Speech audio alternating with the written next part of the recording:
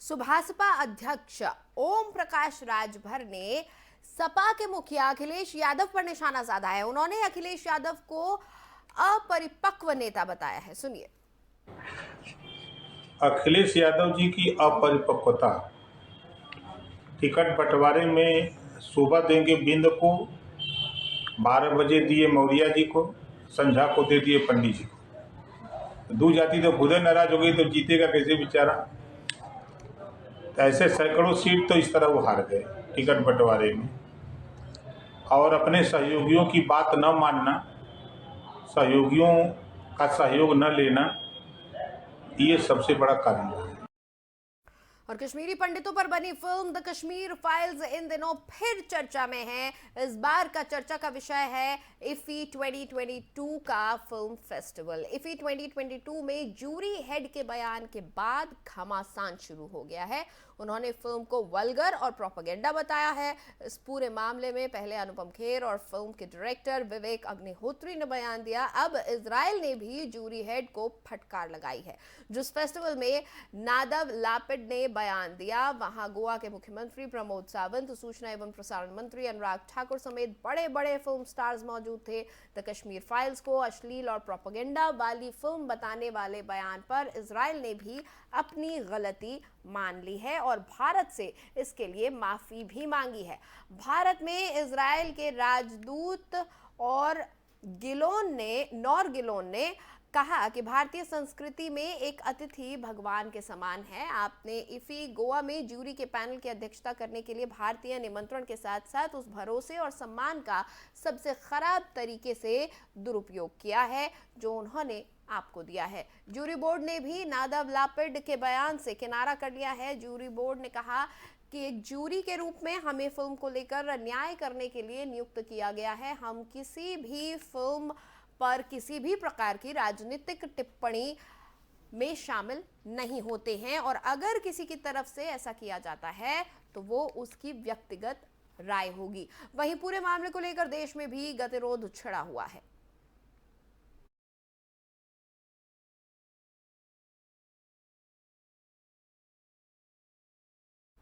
और कश्मीर फाइल्स को लेकर हो रहे विवाद के बीच शिवसेना सांसद संजय राउत और फिल्म के अभिनेता अनुपम खेर ने अपनी प्रतिक्रिया दी है। उन्होंने क्या कुछ कहा है, आइए आपको सुनवाते हैं।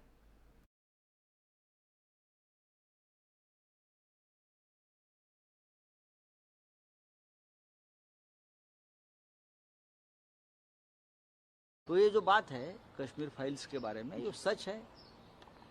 अगर कोई व्यू ने कहा होगा, मैं तो अभी इतना ही देखता हूँ कि जिस तरह से प्रोपेगेंडा हुआ था एक पार्टी का और एक पार्टी के खिलाफ, उसके लिए फिल्म बनाई थी और एक पूरी पार्टी, पूरी सरकार, जहाँ जहाँ बीजेपी की सरकार है, वो उस प्रचार में लगा है। लेकिन ये सिनेमा आने के बाद कश्मीर में सबसे ज़्यादा किलिंग्स हुई है पंडितों की। आपने देखा होगा, पंडितों को मारा गया, सुरक्षा कर्मियों को मारा गया। तब ये कश्मीर फाइल वाले कहाँ थे? ये आक्रोश तो कश्मीरी पंडितों के अनाथ बच्चे भी कर रहे थे। अब कहाँ गए कश्मीरी फाइल वाले? अब हमारी वेदना दिखाइए। तब ना कोई सामने आया, ना कश्मीर फाइल 2 का कोई नियोजन किया। अब बनाइए कश्मीर फाइल 2 पे। दोस्तों, कुछ लोगों को सच जैसा है वैसा ही देखने और दिखाने की आदत नहीं होती। वो उस पर अपनी मनपसंद खुशबू, अपना मनपसंद जायका, अपने मनपसंद रंग लेप कर, सजा कर, संवार कर देखने के आदी होते हैं।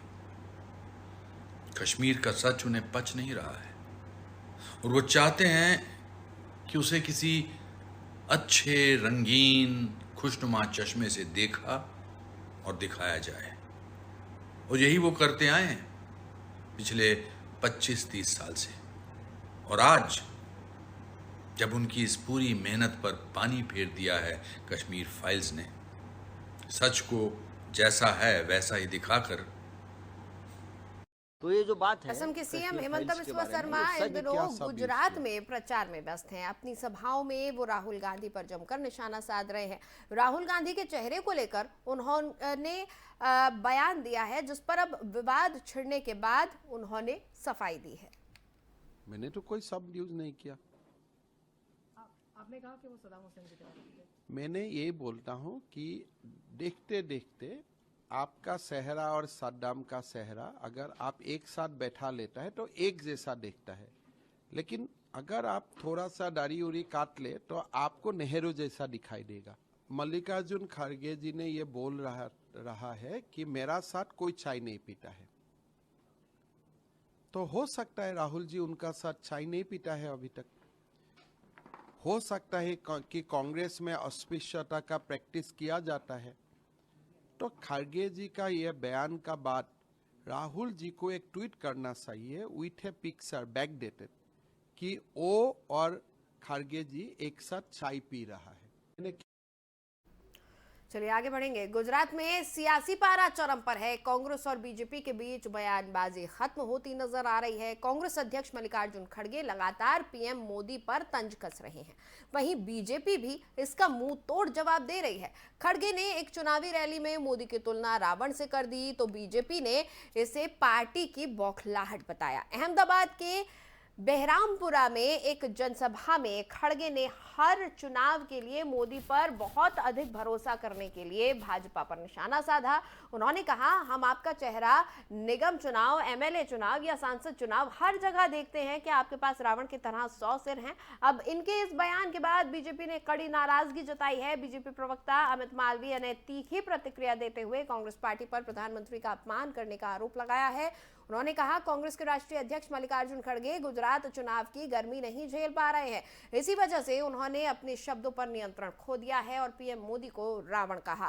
कांग्रेस लगातार गुजरात और उसके बेटे का अपमान कर रही है। मोदी को देखकर वोट दो। अब तुम्हारी सूरत कितनी बार देखना, कारपोरेशन में तुम्हारी सूरत देखना, एमएलए इलेक्शन में तुम्हारी सूरत देखना, एमपी इलेक्शन में भी तुम्हारी सूरत देखना, हर जगह कितने क्या आपके रावण के जैसा 100 मुख है।